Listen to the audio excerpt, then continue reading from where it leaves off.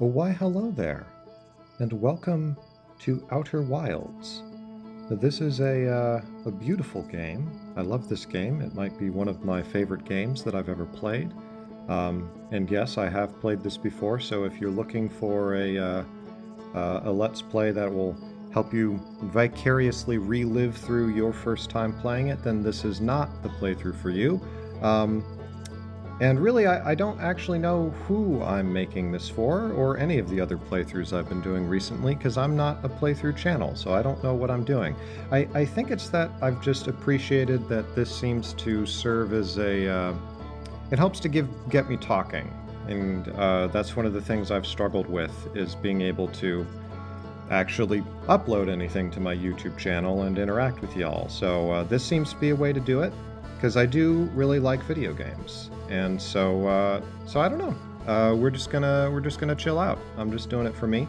Also, if you know anything about this game, you'll know how many times I've tried recording the beginning of this by the fact that the Outer Wilds logo has floated apart quite a bit.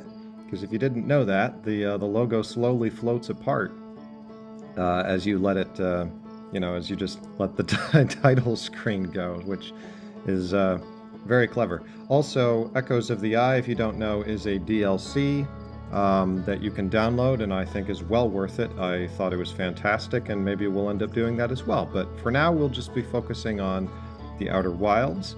And in fact, if you don't know anything about Outer Wilds, I would highly, highly recommend going and playing it for yourself, or at the very least, go watch a playthrough where somebody is reacting to it for the first time. But better is to play it for yourself and experience this for yourself without knowing much, if anything, about it. This is a game that famously cannot be played twice, or at least in the same way twice. What I mean by that is, the simplest way of putting it is, it's sort of a puzzle game, but it's the kind of puzzles where once you know the lore information, you can beat it very quickly. Excuse me. So there are people who have done speed runs where, there aren't any gates that you have to pass through. The only thing that you need to get to really know how to complete the game is there's some very basic gates, and then it's just knowledge, knowing where you're supposed to go and what you're supposed to do. So it's wonderfully unique in that respect. I've never really played a game that's quite like that before, where it really is just you discovering what even this world is that you're in, and what you're supposed to do to complete the game. I don't know, it's really bold on their part, because there's always the chance that someone could stumble into it. Not really, because things are very, very well hidden. But yeah, it's just a beautiful game idea, and that S is really floating off. I don't know how far they allow it to float off into the distance, but it's almost making me kind of nervous. Anyway, that's enough opening commentary. We'll go ahead and start a new expedition, and we'll figure this out as we go. And off we go to explore the Outer Wilds.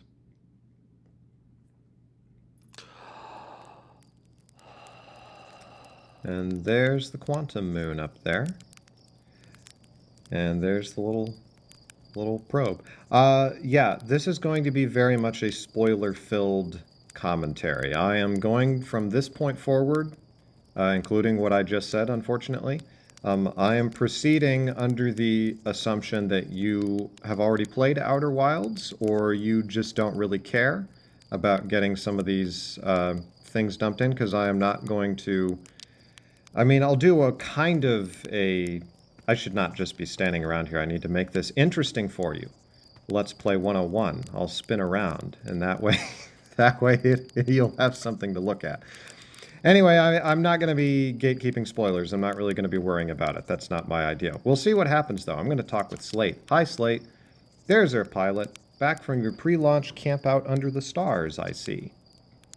So it's launch day, eh? Seems like only yesterday you joined the space program, and suddenly here you are, leaving on your first solo voyage. What do you say? Ready to get this beauty off the ground? It's all fueled up and ready to go. I'm ready if you are. Are you kidding? Of course I'm ready. It's finally time to test the new landing hydraulics with a pilot instead of the autoflight system. Speaking of pilots, make sure you don't crash the ship the first time you put it down, you hear? No promises. Anyway, you'll need to get the launch codes from Hornfels at the observatory before you can lift off.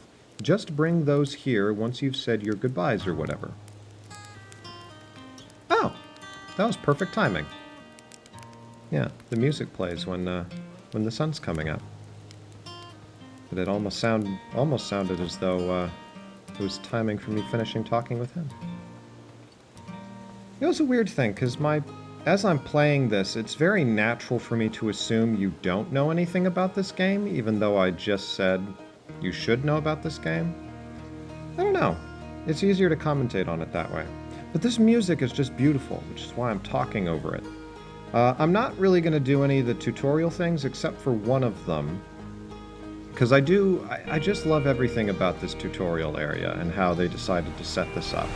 I mean, it's really wonderful. It feels it's got a lot of character, and even though the graphics, and I actually have the graphics turned down pretty low on my computer just so it doesn't overheat, because I don't have the most powerful of processors, but I mean, that doesn't really matter, because that's not the point of it, for it to look photorealistic. The point is it gets the idea across, so you don't even need the graphics to be up very, very high. You know, you see these aliens. I love the design for the aliens. They did a great job. I mean, he looks a little creepy staring at me, but that's fine. That's not his fault. Those shadows, if you don't know, are, I believe, the moon moving in front of the sun? Oh, maybe they weren't. Maybe that was just a glitch. Sorry about that. But yeah, I just want to show you a couple things that are really interesting. Here is our mayor. You're actually blasting off in that thing, huh? They really don't explode as often anymore. All I know is between the space program and Micah's model rockets, things seem to burn to the ground around here more than they used to. Yeah, so, okay, that's the moon passing in front of the sun. You can tell because it's got this stream of smoke coming off of it. Now is as good a time as any to, as I just kind of walk around here a little bit, to mention something that will be of interest to those who are more familiar with my channel up to this point, which is personality theory, Jungian typology. This is a very ENFP game. I guess I shouldn't say it's a very ENFP game, but I do think it is, if I had to type this game, I actually think it is an ENFP game. And so, yeah, I'll be kind of commenting on why I would make such a claim, because I suspect that a lot of people might say, no, this is very NTP game, because it's, you know, all about science and stuff like that. But my reason for saying that it's an ENFP game, I mean, that little conversation right there kind of just encapsulates. It's a particular thing that I think you see with ENFP stories, and maybe I'm imputing too much to the ENFP, but the fact that, like, as we shall soon see, the spaceship is made of wood, and also the planets are all super small, and yet their gravity works, you know, in more or less the same way that our gravity works, so obviously the laws of physics are scaled down in a particular way. And it's wonderful and excellent and a brilliant pedagogical tool, as we will see. But it also just doesn't actually make sense. Like, look, the smoke coming off of the moon. Like, that doesn't make any sense. How is there, as we'll see when we head up to the Addle Rock, that's what it's called, why is there fire on the moon, like in space, right? Well, it doesn't matter. But that's sort of the thing, is it's like, well, but then what does matter? And I think what I'm doing here is a very common kind of NFJ critique of an NFP style of, like, art or storytelling. So I'm trying to soften it by acknowledging the fact that I am definitely prejudiced here. But I just find it's actually one of the reasons I love the game, is I find it endlessly fascinating the decisions, what decisions are made. It seems rather arbitrary as to what matters to seem scientific and what we don't care about, because it all ends up working out. Anyway, I've literally spent an entire day on this planet talking. The days are super short, too, by the way, so it's like, well, what kind of effects would that have? This projector is linked to our Sky Shutter satellite, which is currently orbiting Timber Hearth. The satellite is equipped with 2 onboard cameras. See if you can take a snapshot of our village.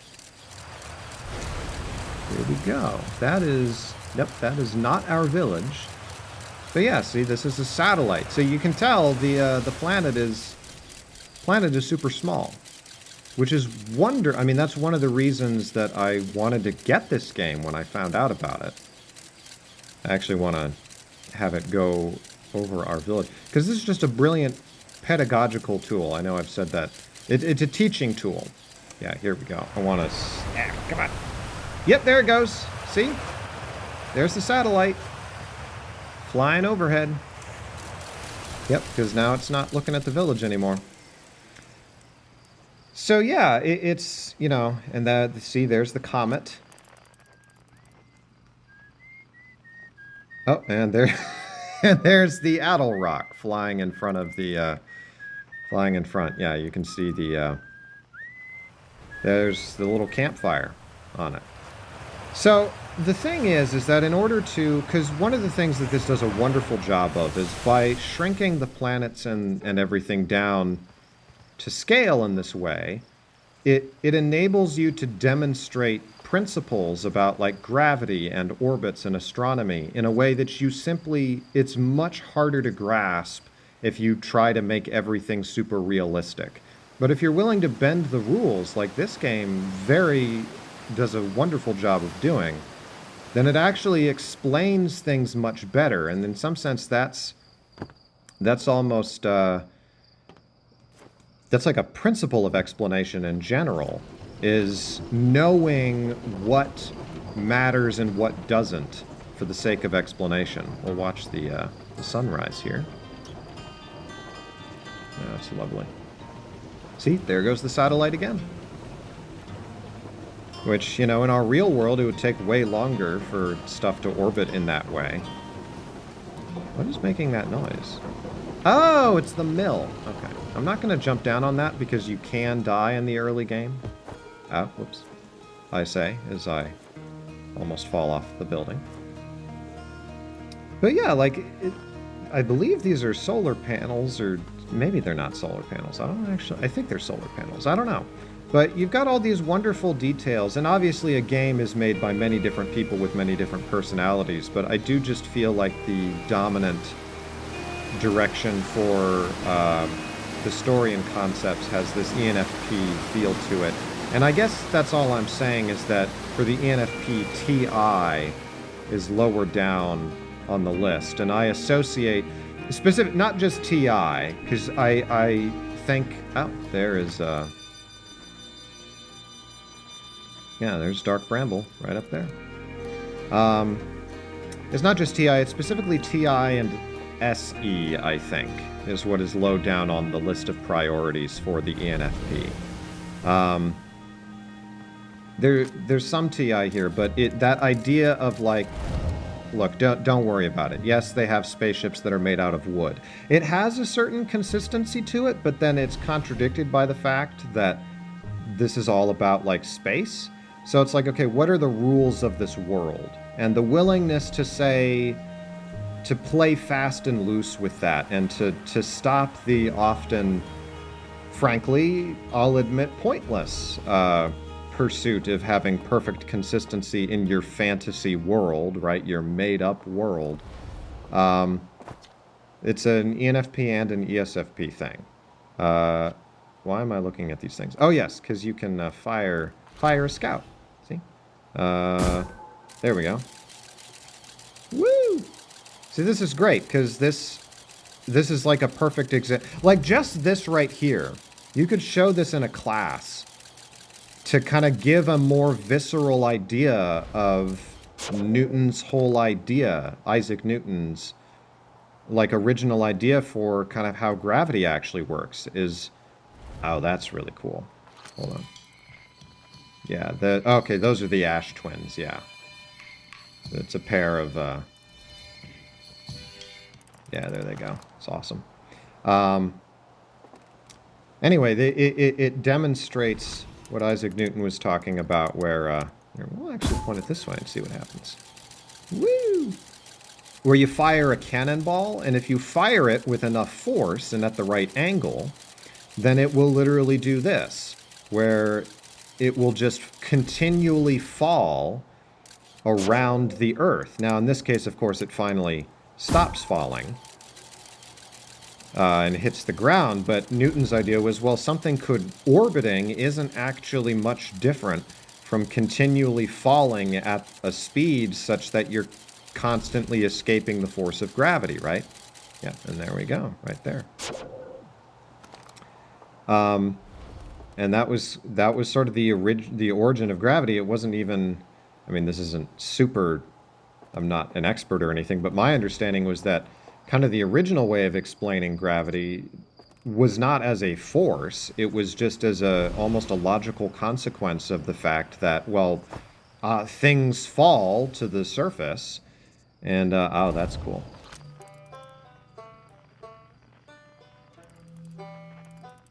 Yeah, I can't really get a good, yeah, there's, yeah, no, it doesn't let me pick up on the quantum moon yet. Anyway, I've spent a long time yammering. This is ghost matter. Like, each of the things that we've looked at, like that there demonstrates, like, the principles of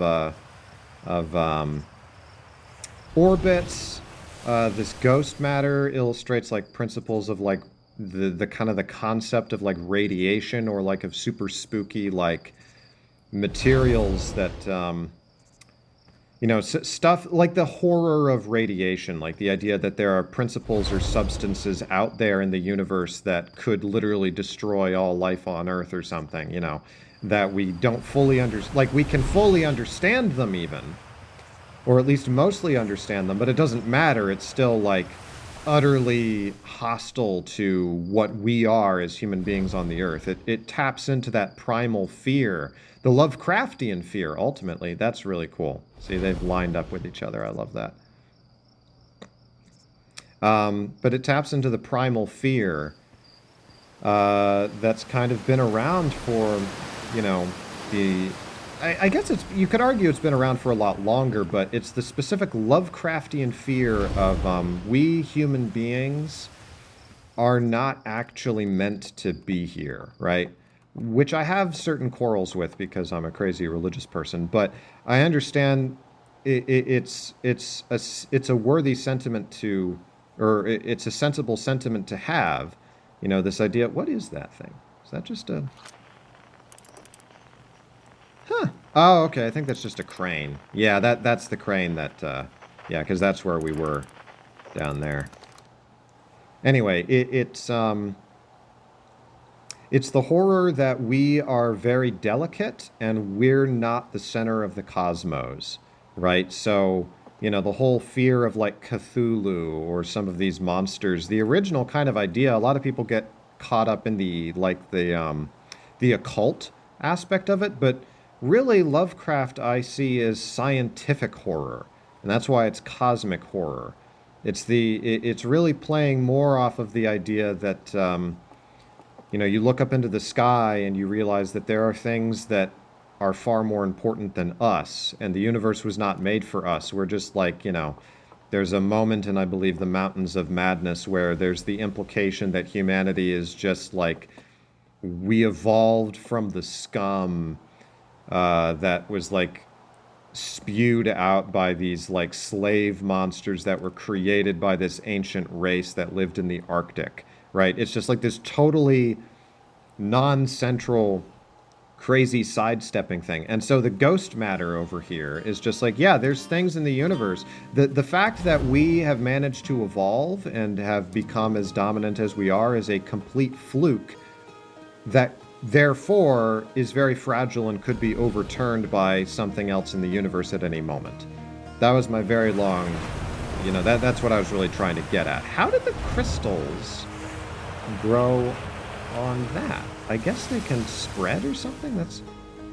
maybe they just sort of calcify as that. It's never actually explained. Anyway, Sorry it took me so long to get that out. That's probably how this is going to go. I'm going to talk to you. Hello, astronaut. This is good weather for your launch, right? That's lucky. What are you up to? I'm using my signal scope to pick up sounds from distant planets. It's set to the Outer Wilds Ventures frequency so I can pick up the traveler's music. Last night I heard Rybek's banjo coming from Brittle Hollow. I hope that means they're safe. I can hear different planets, too. It depends on what time of day or night it is, since different planets are in the sky at different times. Signal scopes are cool. Yep, and that's how they introduce signal scopes. See, when I first played this, I thought, because I figured out the signal scope early, I think. Like, I was just fooling around, and then all of a sudden I realized, oh, yeah. See, because there's the Ash Twins, right?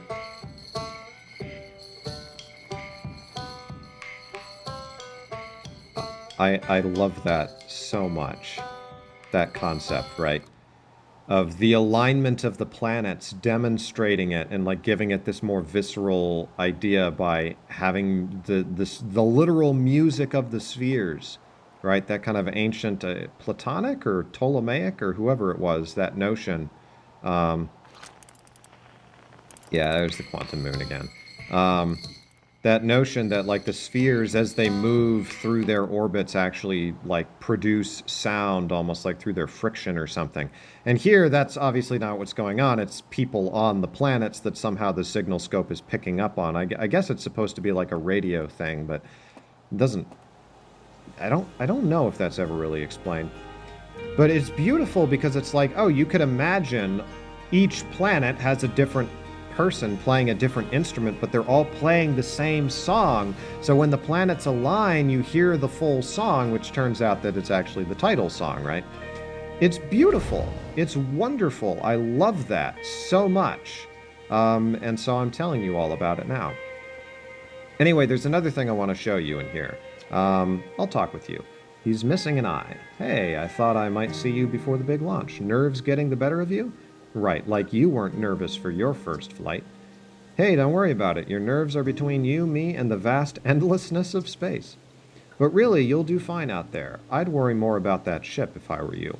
Hopefully that lunatic Slate at least fixed the retro rockets. So listen, there's a satellite which is definitely not just a piece of broken mining equipment set up down in the Zero-G cave and in need of repairs. If you're looking for a little last-minute Zero-G practice, head down the lift and into the cave. Or don't, so long as you're confident you can make ship repairs in space. One repaired satellite coming up. Cool. Get to it and try not to concuss yourself right before your first launch. Got it. Gosson. You're adorable, by the way. He's very short. Or she. Well, I guess they set it up so that they're gender neutral, or they use they. Excuse me. So I don't know how these guys reproduce or what their family units are like. That's obviously not terribly important. Anyway, this elevator is very, very long. And the reason for that, as we shall soon see... Yeah, see, this is very clever. Because we are actually underground, right? But it feels like we're in space. Because you've got glowworms or whatever it is that's on the walls. Sparkles. But anyway, we, as we shall soon see, we have actually taken an elevator down into the center of the planet.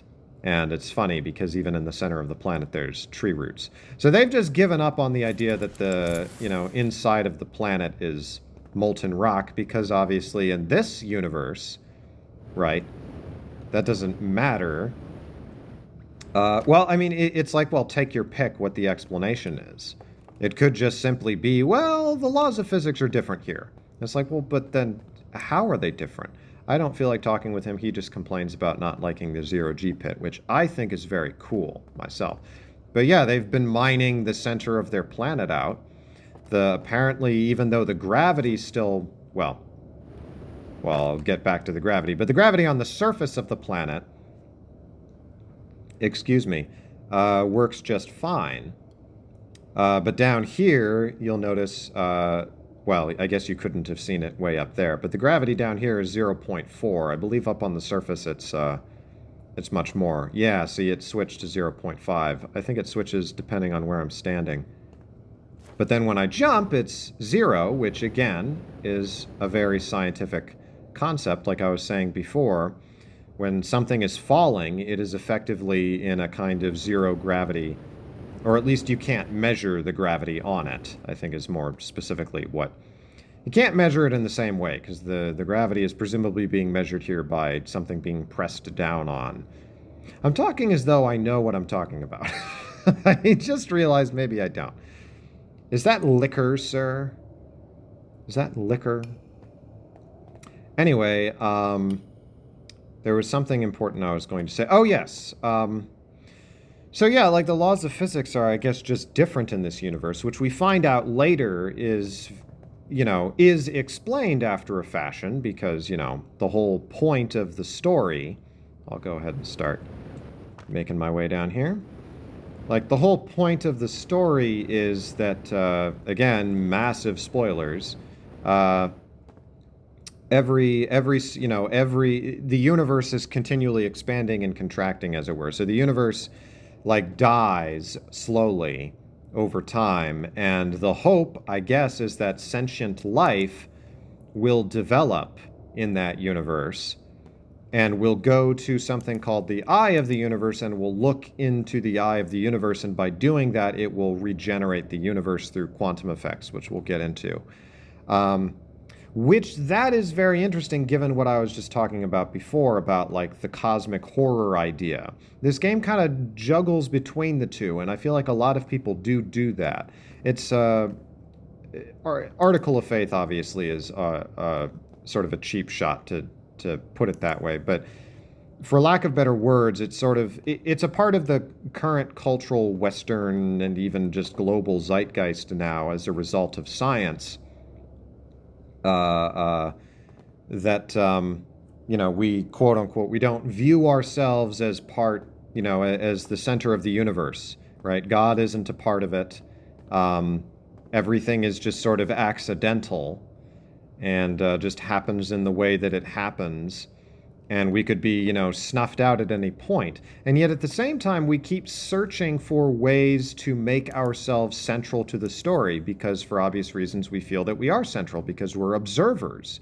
And in this story, it's kind of riding the line between them because the conscious beings are indeed what rejuvenate the universe. If you got a universe, presumably, that had no sentient beings in it, then that's it for the whole universe project, because nothing would be able to look into the eye of the universe and create a new universe by looking.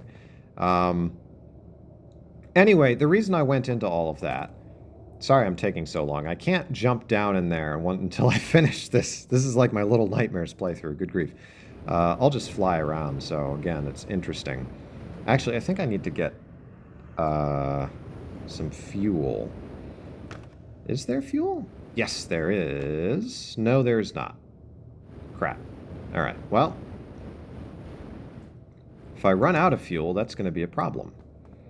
Oh, well, it'll be fine. The point I was trying to make, I can't remember what it was, because I was blathering on for too long. It had to do with, yeah, we found a purpose for ourselves in the story. Whatever, we'll just jump into the hole. Whee! Oh, will it let me jump into the hole? Yes, yes it will. Yeah, so this is very interesting, right? Because when we jump into this hole, right, this is the 0G chamber. But it's just a hole in the center of the planet. It's a pocket. This is presumably where we are is the center of the planet. And there's this idea that has floated around for a while, because nobody actually knows, to my knowledge, what the center of the planet is like. Right? Match velocity. How do I... Oh, here we are. I have to get really close. Okay. There we go. Just put some Put some duct tape on it. That'll be fine. Right? See, this thing's made of wood. I know it's supposed to be mining equipment, but our spaceships are just like this later on. But this is obviously meant to simulate being out in interstellar space, right? Because it's like, obviously I can go back out there, but I'm in 0G. I might as well be falling continually. So the question is this what the center of our planet would be like if we could go there? Because, you know, who knows what the center of the planet is actually like. No one's you can't go there because you'd have to go through all of the magma and withstand so, like, tremendous amounts of pressure. So it's like, okay.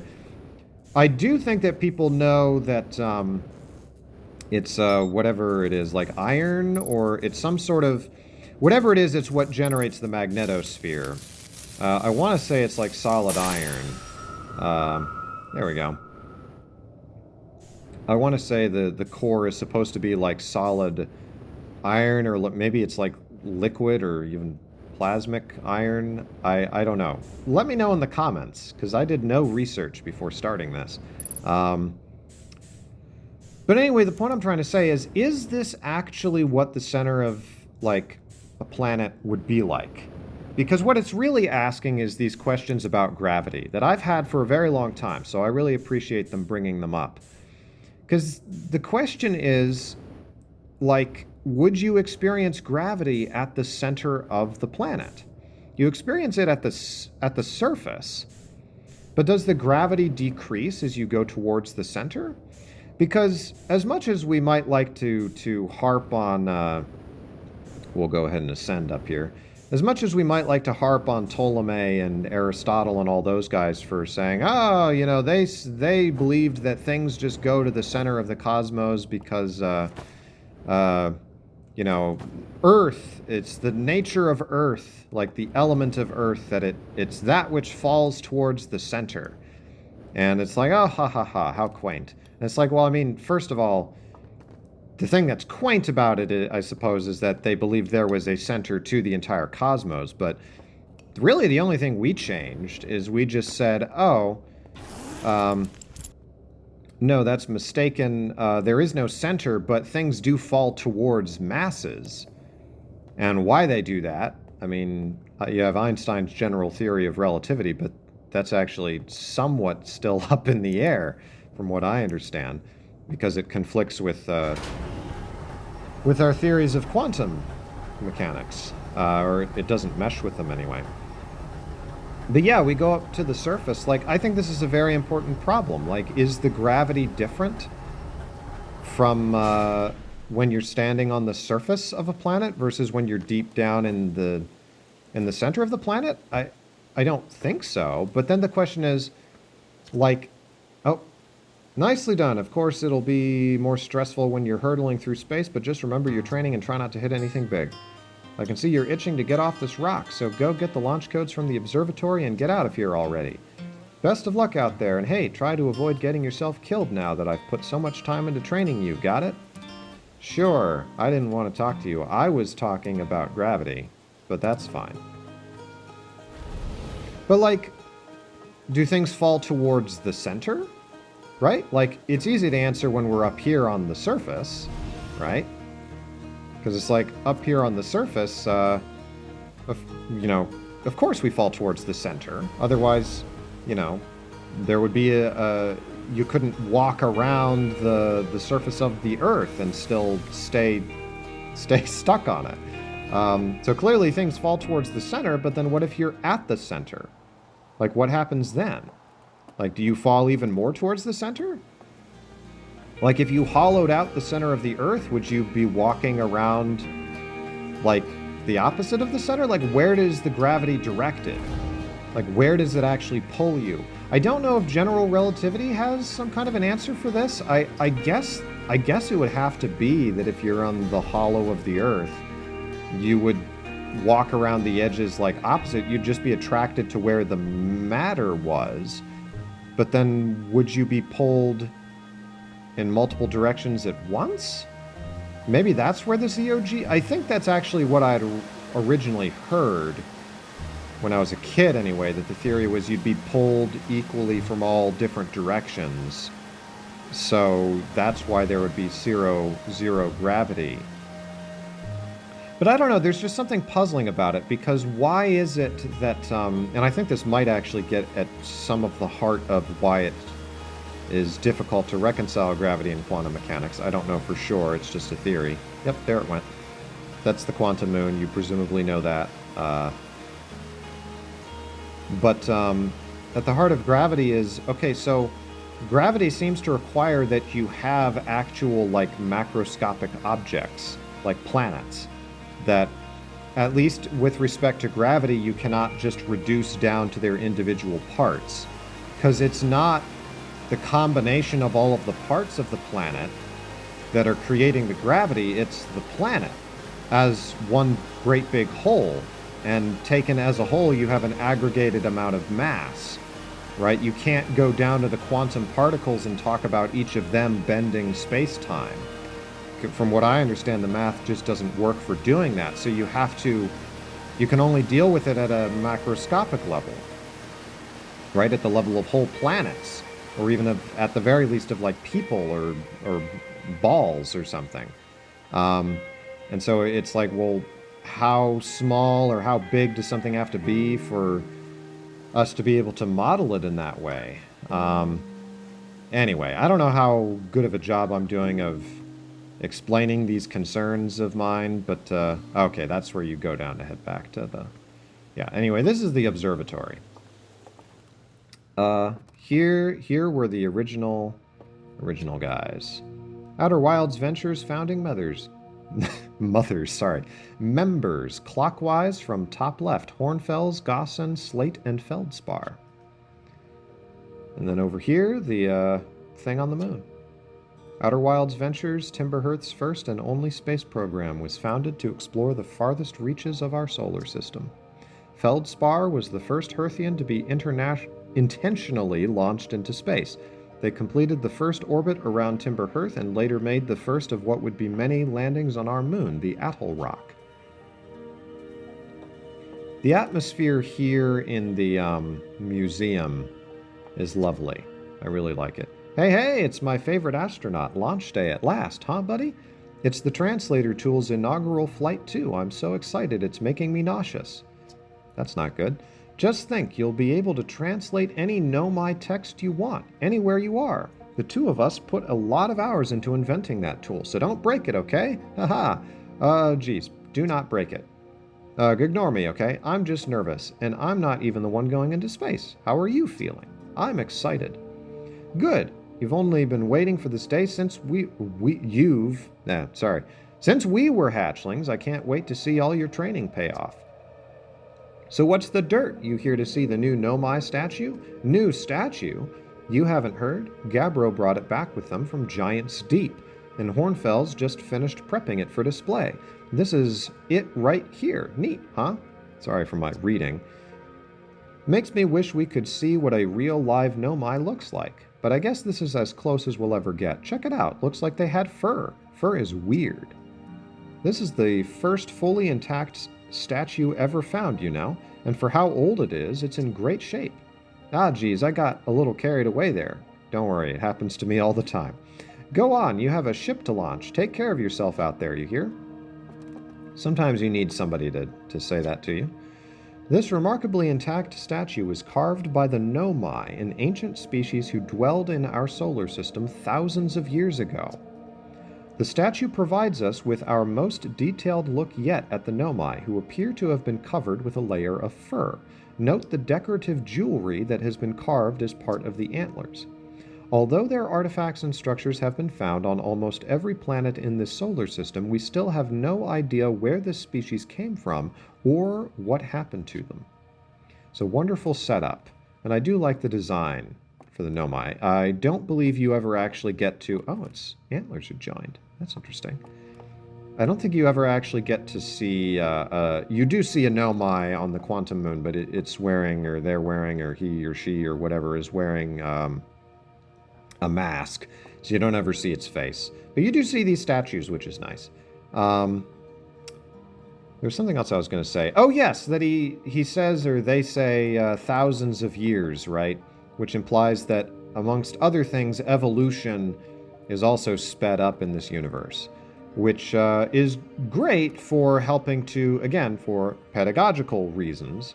It helps to make the scientific processes more visible. Here's another example of that. Watch closely. These balls move on their own. The ground is perfectly level, so what do you think causes this spooky motion? The answer is the moon. As it orbits our planet, the Attlerock's gravity pulls on objects from different directions. In fact, it's pulling on you right now. So as we'll see in a moment. Yep, see, there they go. And obviously this is all just like programming. You know, they're telling them to do this, but just by giving like a visual, even if it's, you know, not a literal experiment, we just made it do this, it visualizes it in a wonderful way. This concept that if you have these balls on a perfectly flat surface, the moon could pull them. I would be very surprised if there's anything analogous to this that we could do. I think maybe the pendulum experiment. I can't remember if that has anything to do with the moon or not, where you have like a super sensitive pendulum and the pendulum changes how it's swinging, and that's either something to do with the Earth's rotation or the moon. But I'm going to trust them on this, that, you know, technically speaking, if the calculations worked out right, you could have something like this. Obviously, it's how the tides work, apparently. Or they just made it up as like as part of like, oh, you know, this is how the physics work in this universe. I don't know. It's interesting. Anyway, let's look at this exhibit. Equip translator. We're nearly ready. Felix and I have finished construction, and she says calibrating the device won't take long. There we go. Fortunately, the Attlerock's lack of atmosphere will make calibration simple. After all this time, I'm thrilled to finally resume our search. Yeah, and then we have a picture of the Eye of the Universe down there. And this right here says, this piece of Nomai writing was essential to deciphering their unique language. Although this text is linear, Nomai text often branches off from a central point. Excuse me. Interestingly, each branch tends to be written by a different author. So this is another very ENFP thing to me. The Nomai have a very, in general, the Nomai, the more we learn about them, they're very ENFP in my mind. There's a bunch of them, and they all have different names, and they all have different personalities, and they're all talking with each other all the time, and I can't keep track of any of them. And it's very charming. And their writing, first of all, their writing has this notion of branching off, right? This is very NE, if you're familiar at all with typology. This notion of wanting a way to like have different people give different perspectives on the same subject, and so their very writing method does that. And if you zoom in, I think I can. Yeah, I can. See, look at that. So you can actually zoom in, and I think people have actually broken down like what the language looks like. Like these are individual characters, but they all flow together, and you can imagine how, oh, you know, maybe the angle that they are towards each other or the connections they make with each other all communicate subtle meanings, you know, that our translator is only able to get the barest hints of, you know, that there was so much going on in their writing. But anyway, a fascination with language and language's capacities for increasing one's expressive capacity and giving you a different perspective on the world, that's all very ENFP in my mind. I have found ENFPs, not always, but many ENFPs seem to have a thing for language and or languages. And I think it's partly because of just the love of having different ways of expressing things, having more modes for expressing the same thing. I do have sort of a critique of this, though. And I think it, more than anything, it reveals my INFJ sensibilities. Why have it go in spirals, for one thing, right? Because it seems that what's going on here is this has a sort of non-linearity to it. even though it says the text is linear, and clearly it is, like you're meant, you'd have to read it from one side or the other, unless you can read it from both sides and it means the same thing, which that would be quite incredible. But that also wouldn't really make sense because this is further along in this direction, this branching point, than this here. Also, the fact that they branch off seems to imply, like, does that imply that they interrupt each other constantly? I presume not. I think it's more of like graffiti accumulating, where this first thing is written out here, and then somebody else comes in, and where they decide to put their comment, adds to the meaning somehow. But why they wouldn't just, like, always add it to the end so that they're commenting properly to the entire message, I'm not really sure why that's the case. And I think it's because they really wanted this interesting laterality idea of like, oh, how interesting that a language could work in this way. And there's a part of me that's like, I don't know if it would, or if there's some places where it could easily work this way, and this would make a lot of sense.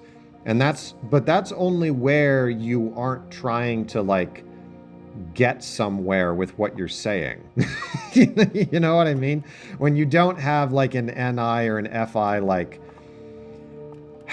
I don't know. It's like, oh, we're not, we're less concerned about getting to some kind of a destination, and we're more concerned about just expressing ourselves. And it kind of adds to it the fact it's a spiral. You're sort of spiraling in on this one point, rather than just writing it out in lines. It's the way it's designed, it seems kind of very atemporal. That is to say, it kind of goes into what I was saying of why have things branch off, why not just add them onto it, so that because language works in time. It relies upon time. That's what we mean in some sense when we say that it's linear. You have one thought here and then the next thought after it, and it matters which one is in front of the other in order to express the thought. So you rely upon things happening in a sequence, and the easiest way to that sequence literally plays out in time as I'm speaking to you right now, right? That my words are playing out, my thoughts are playing out in time, and it matters the order that they have. If they were just purely spatial, if it was just like a painting, that'd be one thing, right? Where you get it all at once, or it really doesn't matter which thing you read first. But that's only able to communicate so much in terms of meaning. Anyway, I've talked enough about this. It's just some food for thought. Sorry I was staring at that thing for so long, but it's just really fascinating to me because I think it hits on a number of philosophical issues that... here's a Nomai skeleton. They appear to have been rather small. Though, to be fair, your bones are going to look smaller than you because they don't have all the fat and hair and stuff on them. Yeah, so this is also, just as a side note, this is wonderful, this little museum they have here. This is a great idea for how to do a tutorial, And I just love the atmosphere in here, right? Because they introduce these concepts to you before you go out there. Because Outer Wilds is not... It's about discovery, but it's discovery of a different kind, because they introduce the anglerfish. You don't run into them just all of a sudden, right? This anglerfish specimen was found attached to the landing gear of one of our ships that flew close to dark bramble. It appears well suited to living in dark places with minimal atmosphere. Yeah, these guys, they tell you what they are straight up. You don't know some critical things about them and how they work. You have to discover that, but they foreshadow basically everything. The Nomai ruins, right? The Nomai language, these things will allow you to walk on walls, right? Oh, shoot. There we go. That stars go supernova, right? That's what this is doing. If a star is massive enough, it will continue to fuse carbon into even heavier elements like iron. Ultimately, the star will collapse under its own gravity and then explode in a violent event called a supernova. Based on Chert's observations, this will one day be the fate of our own sun. Sometimes foreshadowing is fairly obvious. But yeah, that's another thing about this game, is precisely because it is true to, I don't know what you'd call it, sort of not science itself exactly, but like the kind of scientific spirit, right? Like this is a wonderful like work of science fiction fantasy, like genuine science fiction, to the extent that I feel like it can actually teach you things that you won't learn in a textbook, that you'll learn much better by just like exploring this world. And that's one of the sort of old classic benefits of science fiction, is as a pedagogical tool. Sorry, I keep saying pedagogical. It's just a fun word to say. It just means education, if you don't know. Sorry if that's condescending, me explaining pedagogical to you, but I've been told by people that they're off-put by some of the words I use. They feel I'm being pretentious. No, I'm not being pretentious. I'm just awkward. This is the quantum rock. Yep, see? Look at that. It keeps showing up. It will always disappear every time you don't look at it, because they're trying to... Technically, there should be a probability that it'll show up where you were just looking for it, but they never do that. The strange rock moving around in this grotto appears to react to conscious observation. The level-headed among us realize there must be some sort of optical illusion at play, but Gabbro claims the rock exists in all possible states until it is observed, whatever that means. Whatever is actually happening, both sides of this debate agree the effect is extremely creepy. Will it be there? No. Will it be there? No. There it is. Yeah, so this game has probably, and it has been rightly acclaimed for this, it has one of the best pedagogical demonstrations of what the orthodox interpretation or approach to quantum mechanics means, or what it would look like. Like this right here kind of says it all. I'm almost a little, I love it. I think it's excellent, even though I have a number of serious issues with the orthodox interpretation of quantum mechanics, which I'm sure we'll get into later in this playthrough. But in terms of showing what, like trying to give an actual idea of what this would, what this could look like on a macroscopic scale, they did a wonderful job. I mean, they really did their research for this game as far as I'm concerned. Which is why I 100% give them a hard pass for having spaceships made out of wood, because they obviously hardcore lampshade that as well. But I have slightly mixed feelings because I'm also a little irritated with elements of the orthodox interpretation of quantum mechanics. I don't...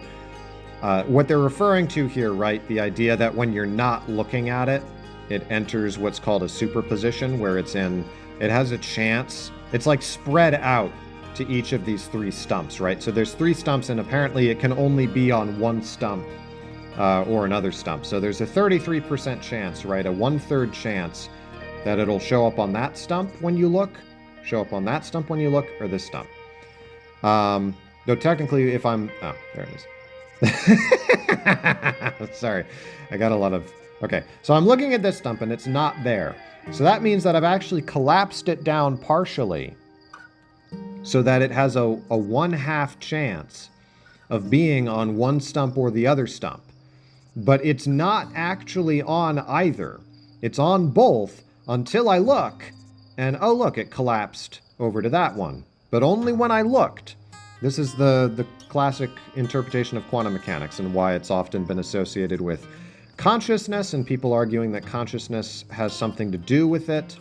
Like that, that's obviously the position that this game takes, which I actually rather like. I think they do a good job with it, even if I do ultimately disagree. I don't think that consciousness collapses things down in this way. I'm a skeptic about the way that superpositions are explained.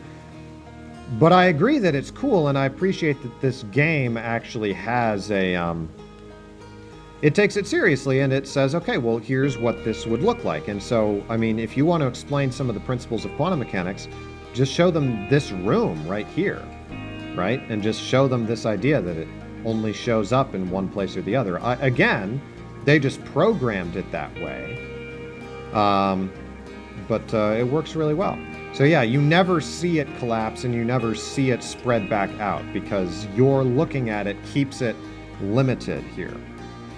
And I'll go ahead and leave this room. It's another ENFP thing, actually, I think. The idea that, like, the whole point of the game is there's been infinite universes, presumably, and they just keep getting collapsed by conscious observation. So there's, therefore, an infinite number of different kinds of universes with infinite, an infinite number of equally viable laws of physics that could make that universe work. And I don't know if that is true. I mean, no one knows if it's true, really. But there's a part of me that's like, no, the reason there's really only...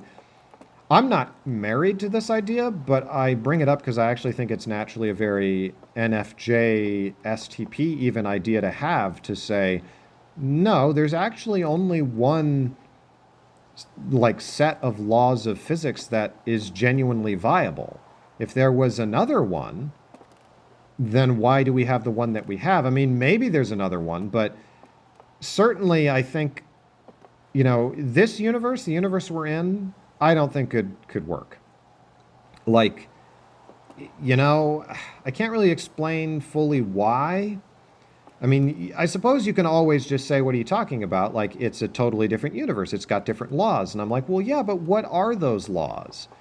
When you say it's a different universe that has different laws, what you really mean is it's a different universe that, just, it doesn't have laws.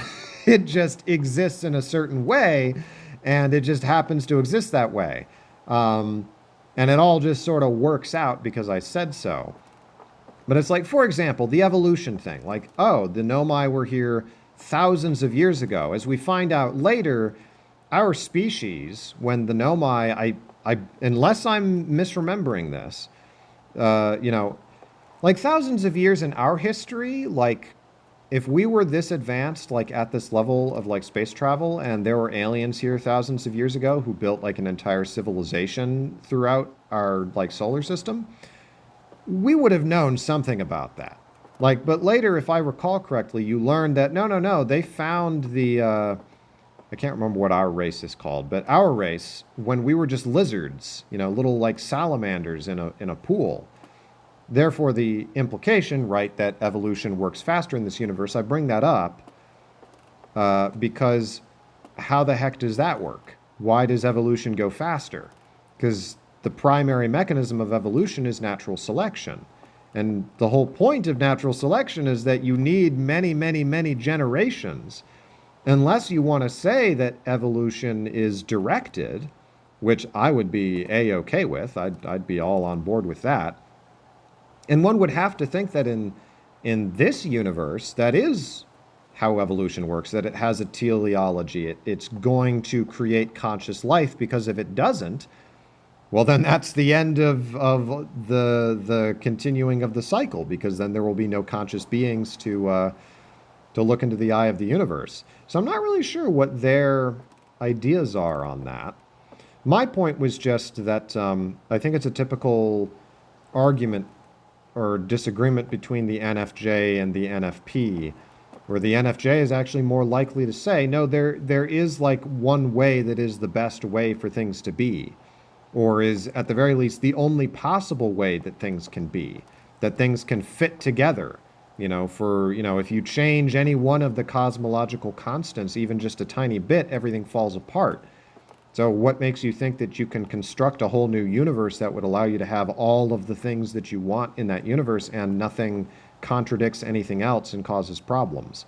I don't know if that makes any sense, but it's just an interesting point.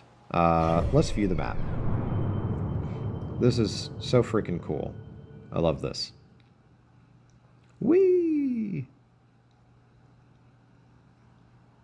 Yeah, I'm kind of sorry that I've made this so much like my Little Nightmares commentary, because there I felt like I just talked your ears off when I could have been more concise.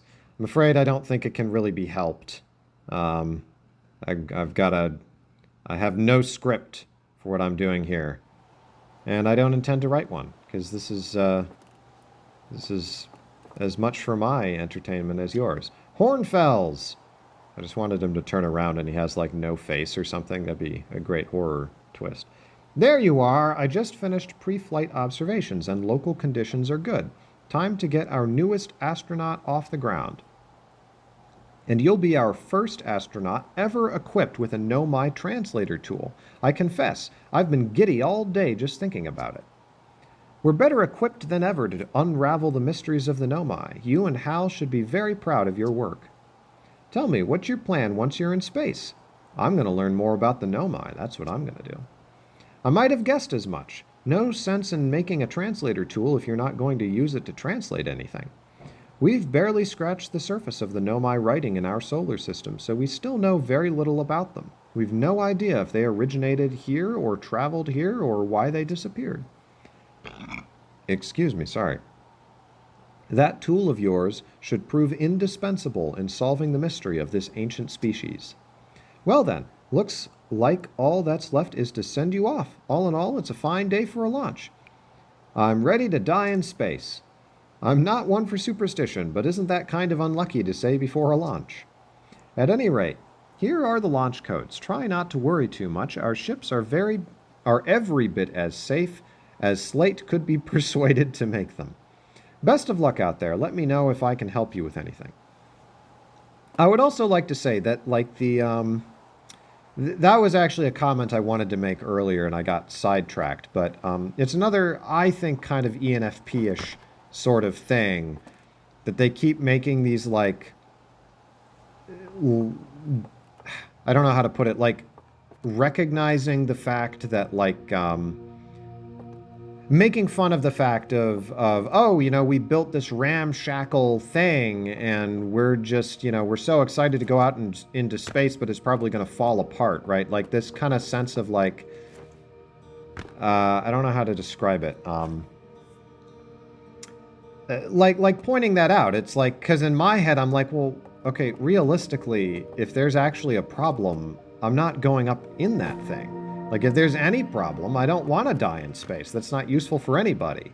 So the idea of, like, just kind of lampshading that and saying, ha ha ha, you know, it's a joke, right? It's just meant as a joke, but I think it's also a little more than a joke. It's meant to kind of add this flavor to things of, like, you know, I don't know, relatableness or something.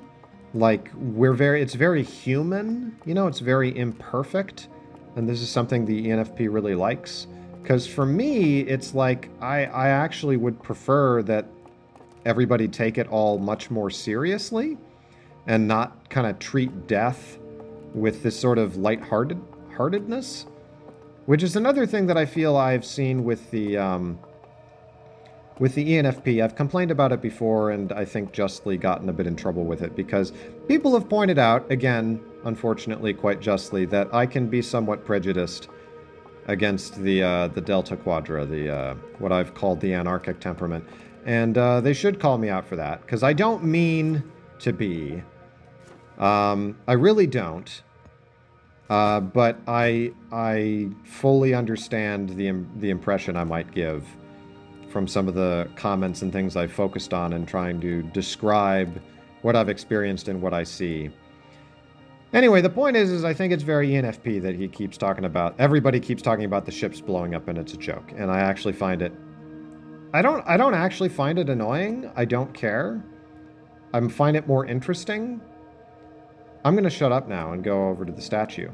Actually, yes. Here we go. Yeah. I don't know why it rotates. Like, I don't know why they didn't have it. I mean, I guess it makes more sense that it would rotate, but...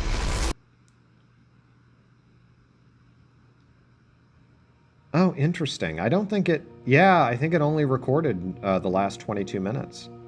Even though I was playing around here for like an hour. Yeah, there are its eyes. It's got goat eyes. Because they're goat people. So that was weird, wasn't it? Actually. So sorry. Unprofessional of me, but I just realized I need to double check something. Da da da da da. Perfect. Okay, yeah. I've still got time. I'm still good. And this is still recording. And we are good to keep going. Because I want to get up into space. Hello there. Oh. Hey, so did you get a good look at the Nomai statue? The statue looked at me and opened its eyes. Whoa, the statue was doing what? So its eyes opened, and then you saw images from your own memories and glowing lights flying around? You mean like a hallucination? Listen, no offense, but are you sure you're okay to launch? Like, medically speaking? You know what? Don't worry about it. Maybe you should sit down for a bit and take it easy. I'd hate for anything bad to happen if you tried to launch while you're not feeling great. But hey, when you are ready, then you can make the most of our translator tool. Sniff. I can't believe it's all grown up and leaving for space already. For real though, I'm glad you're the one carrying it and not like Rybeck. They'd fall on it for sure. Say, if you want to do a short trip to just get your space legs under you, you could check out the ruins on the Addle Rock. I'd love to learn what those are. Good luck and safe flying. Thanks, Hal. I don't know why you sent Rybeck up into space if he falls on things and breaks it. But again, it's kind of this quirkiness for quirkiness's sake or something. Also, I just would like to comment, very good level design, the fact that without even thinking about it, on my first run of this, and even just then, I just instantly went down this way, right? I didn't go down the way that I came, which would take much longer. I went down this alternate route, because they designed the level that way. They shepherded me on. Hey there. Hello, astronaut. Are you going into space today? Tonight, you mean? Well, I guess it is today. The music started playing. Are you going into space and never coming back like Feldspar did? Don't worry, I'll come back. That's what Feldspar said too, but they never did. Hornfels will be really sad if you don't come back, like how sad it makes them to talk about Feldspar. So you should make sure you don't get lost in space too. Yeah. This is another thing I was going to say earlier. This is actually a very melancholy game because all of these people are going to die in 22 minutes when the sun blows up because the entire universe is dying. I don't think it's ever really clarified why it's dying, like why all the stars are blowing up. I guess it's just because it so happens that now's the time that the sun, the stars are reaching the end of their life. But like the rate of, again, this universe has different laws, so things go a lot faster here. But anyway, I've entered the launch codes, which takes me up here. But yeah, I mean, I guess all the stars and everything just. Oh, that was interesting. Oh, interesting. Anyway.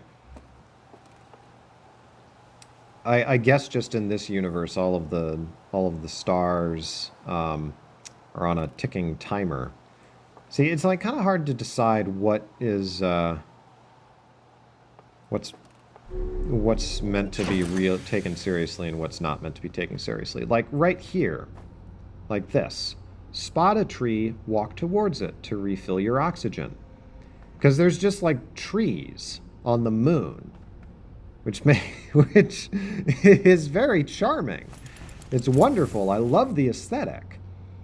But there's trees on the moon. You know what I mean? Anyway, I'm not actually complaining. I love it. It's just fascinating. Excuse me. Anyway, we're actually going to we're going to end this here. I'm not. You know what? No, that's unfair. We're going to launch. Now we're going to see just how small the world is. Woo! See, look at that.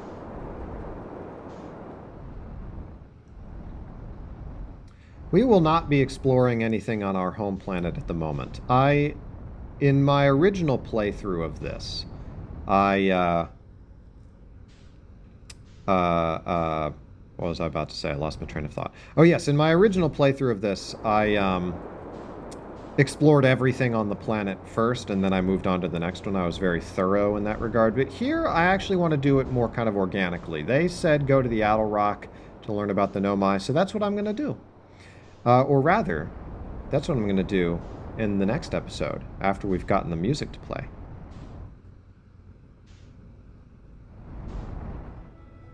There we go.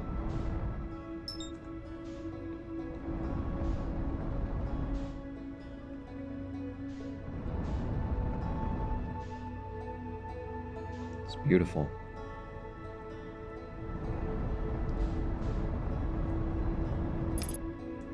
All right. Actually, I said this would be the end of the episode. I realize that it will make more sense if we go a bit longer. We're going to go to the end of this 22-minute loop. And we're going to find out some things on the Owl Rock. First things first, though, I want to investigate what the heck is going on with this fire here. Ooh.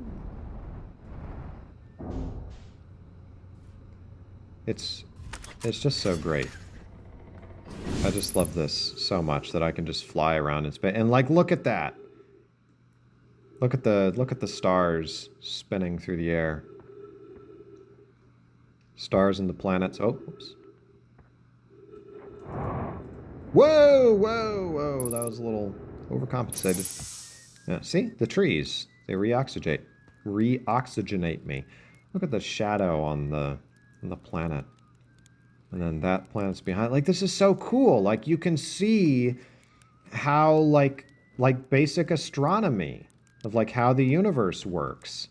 And I believe that's a supernova out there. Yes. That would be a supernova. It's blocked by the tree. Yeah. So that was another cool thing, is that as you go further through the 22 minutes, more and more stars are just exploding, and no one draws any attention to it. Right? You think they're just brighter stars, but actually, they're stars blowing up. Anyway, yeah. Well, when we go to the North Pole, because that's where the Nomai ruins are, but I'm gonna pretend I don't know that yet. Yo. Oh, hey, it's you. Ground control didn't tell me you were launching. Long time no see. Actually, I guess it's been a long time since I've seen anyone. Don't the other travelers come by? The lunar outpost saw more traffic back when our ships were less sophisticated and needed more frequent repairs. Nowadays, it's mostly used to keep a set of eyes on things. Sometimes Chert comes by to say hi, but Gabbro is Gabbro, and you know how Rybeck feels about unnecessary spaceflight. Don't go! I mean, anything else you wanted to ask? Seems lonely up here. Yeah, actually, what is this place? I'll do that. Haha, very funny. Oh, stars above. You're serious, aren't you? That's just depressing. Sigh. Welcome to the lunar outpost, which apparently the space program doesn't bother to teach anyone anymore. When we first started Outer Wilds, travelers used to bring their ships here all the time for repairs. Our spacefaring technology has improved loads since then, but the older ships tended to fall apart a lot, like more than they do now. Using the outpost cut down on the number of launches and landings taking place in the village and also the number of fires. Nowadays, though, it's mostly just me up here raising saplings from timber hearth and keeping an eye on things. Don't go! Talk to you later. See, I feel bad for this guy. He just lives up here on the moon, and apparently no one really cares about him, which I just find very sad. He just raises trees on the moon, which heaven knows how the trees grow on the moon. But that's fine. I'll get some more. Refuel my jetpack. But yeah, so again, I'm hesitating talking too much about this, but I do think there's I don't know, there's a bit of an... You know what, I'm not gonna say it's an ENFP thing. I'll just imply it is. Because I've seen it in stuff that I feel like other ENFPs have made. I think NFJs and NFPs have different, like, natural ideas of what, where am I going? Do I want to go? Yeah, here's the South Pole. Here we go. Yeah, this is what I want. They have different ideas as to what one should, like, what you should take seriously in terms of suffering. Um, because I feel really bad for this guy. I'm just like, why is he alone on the moon and it's sort of treated like a joke? Like, that just seems really kind of mean-spirited. But I've seen that kind of thing in ENFP works before, I feel like. Where, again, I'm sure that you find the equivalent with the INFJ, where there's things that the INFJ is like, well, that's just the way that things are, though. Like, you can't bother getting sad about it. That the ENFP is like, you heartless monster. But to be fair, yes, that's how you would discover there's a landing pad down in there, which is pretty neat. But yeah, it just occurred to me while I was talking with him. And again, more talk about like things falling apart and that's so quaint and stuff. But yeah, we're on the South Pole, and I just realized, yeah, like you can see the whole solar system from down here. Like, this is beautiful. If you went to the North Pole of the Earth, obviously it'd be a bit different. So they've simplified things here, right? Because the Earth has a wobble, right? The Earth, so it does not, if you went to the North Pole of the Earth, or the South Pole of the Earth for that matter, and the Earth were a lot smaller, so you could naturally see the curvature of it, then you could see the solar system just laid out like this, presumably. I guess maybe you'd need like a really tall tower or something, but yeah, I mean that's why when you're at the South Pole or the North Pole, you have that period of a series of months where the sun, never goes down, and then the series of months where it is almost never up. It's because it's kind of circling like this, right? Like it's what do you call it? Its orbit has become so low because you are up on top of it. And there goes the interloper. Yep, there he goes. Big ball of ice. We'll hop on there later. Much later in the playthrough. But anyway. Esker's signal scope log. Day 48. Still not picking up Rybek's banjo from Brittle Hollow. I'm sure they're fine, but I'll feel better once I can hear their music. Listened to Chert play for a while today. Unrelated, someone should tell Porphy and Gosson their flirting is not subtle from an aerial perspective. Banjo music coming in loud and clear today. Sounds like Rybek's doing okay. That oaf, I was worried. Today I thought I heard something. Strange. I don't know. It was probably nothing. No, it's back again today, too. Something strange is coming from Timber Hearth. Okay, I know this is crazy, but the sound from Timber Hearth sounds exactly like Feldspar's harmonica. But Feldspar disappeared in space ages ago. It can't be them. It's still here. This is creepy. Maybe my signal scope is broken. I'd better talk to Guinness. Yeah, so I guess if we're doing this linearly, we are going to have to just hop back over to Timber Hearth. But first, I do want to go to the North Pole. And then we will explore this Feldspar mystery. But I want to learn a little bit more about the Nomai. That's what I want to do. And I think we can just walk there, because the moon is not very big. We can just do this, yeah. See, you can see the shadow of the trees. It's so cool. Ah, crap. Ah! Nope. Oh, well, crap.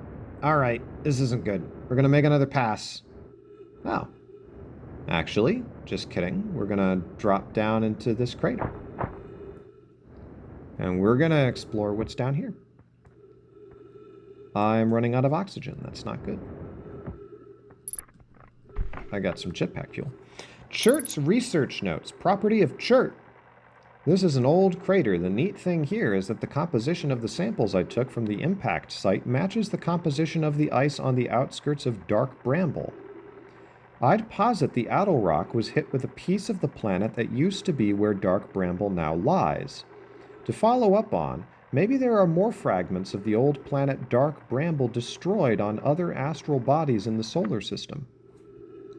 Ah, yes, and of course, as you probably know from having played before, we will discover... Whoa! Okay. we will soon discover that, yeah, so the outer rock got hit by, in fact, actually, let's go back and take a closer look at that ice. Yeah, so I don't think there was a seed, or maybe the seed died. But when we head back to Timber Hearth, we'll discover that there's a seed that has landed on the planet that will presumably destroy the planet. Because this is actually a surprisingly melancholy game. Oh, crap. No, okay, that worked out nice. Alright. Anyway, we gotta go down here, because the sun's probably gonna explode soonish. Whoa, whoa, whoa, ah, crap. No, no! No, no, no, no, no, no. Oh, no. Oh, no. Okay, we're fine. I got a little excited. Oh, hey, there's this, ow! There's this spaceship. It's just, well, that's depressing. It's just, like, lying there. Alright. Alright. Okay. Down. There we go. Here we go. Yeah, so this is pretty neat. So this is a Nomai ruin. And, it lets you see different things. Where's the... There we go. So they just have these balls that can move around. We throw it down there, and... Oh, what are they doing? They're swirling around. How strange. And we stand here, and we get the noises from Brittle Hollow, right? And we can do the same for all these others, but if we do it for the Eye of the Universe, they don't zero in on anything. Because it's in a superposition, which is kind of weird, actually, because that actually kind of gets at the problem in quantum mechanics of what counts as an observation, because wouldn't that count as observing it? Right? But anyway, let's read some Nomai stuff before the sun explodes. I was upstairs testing the eye signal locator, and it can hear and follow the signals from the sun, Giant's Deep, and Brittle Hollow. However, something strange is happening when I ask the eye signal locator to follow the eye's signal. The device's indicator rotates wildly and never points in just one direction. This is a curious result. It's possible the eye has stopped calling out its signal. I see. I most likely calibrated the locator incorrectly. Privet, my apprentice, and I will make adjustments and try again. An update. Disappointingly, everything is correctly calibrated after all. It saddens me to posit this, my friends, but I believe this locator cannot detect the eye's signal. We would need to build a more sensitive device if we want to locate the eye of the universe. Then we will build it. Don't lose hope, Cassava. Our search for the eye is what brought our clan to this place. We won't give up so easily. Alright, so we've learned quite a bit. They're looking for something called the Eye of the Universe, which is what this thing is. And the Eye of the Universe is tricksy. You can't just find it quickly. Okay, wow. I've seen this ruin in other travelers' pictures, but seeing it for myself, it's really old, isn't it? I mean, it has trees, but wow, this is the coolest day of my life. Okay, time for some official notes. So this is some kind of Nomai locator. It can point out the different planets, which is incredibly cool, by the way, but from what little I can understand of the writing here, I think it was built to try to find something specific? I'm not sure. I also was able to translate something about the South Pole of Brittle Hollow, so I'll fly there to see if I can learn more. Yep, just gonna get back in the old ship and take off. Totally safe. Mostly safe. Oh, stars above. Yeah, I believe that's Rybeck, because Rybeck is the timid one. Anyway, we're going to plug this in here. Where should this new, more sophisticated locator be built? It may need to be larger than this eye signal locator is. And Nona and those of us originally stranded on Ember Twin built a quantum moon locator there, but the heat of the sun made its construction challenging. I wouldn't recommend building on that planet. The southern glacier on Brittle Hollow has ample available space. I could construct a new building to house this proposed locator. Yes, let's build there. I imagine our young friend Konoi could enjoy that immensely. He's always held a great interest in the eye, especially for a child born so long after the crash. I will begin construction on Brittle Hollow's South Pole immediately then. Yeah, so that's the reference to the South Pole. So we've got a bit of a branching point, right? We can go explore Brittle Hollow, or we can go check out what the deal is back on Timber Hearth. We'll probably do Timber Hearth first, because I think the sun's going to explode soon, and there was something I wanted to say. Yeah, see, that's getting really, really red there. But again, I love... Yeah, see, there's a lot less stars in the sky now, because they've all been exploding all at the same time.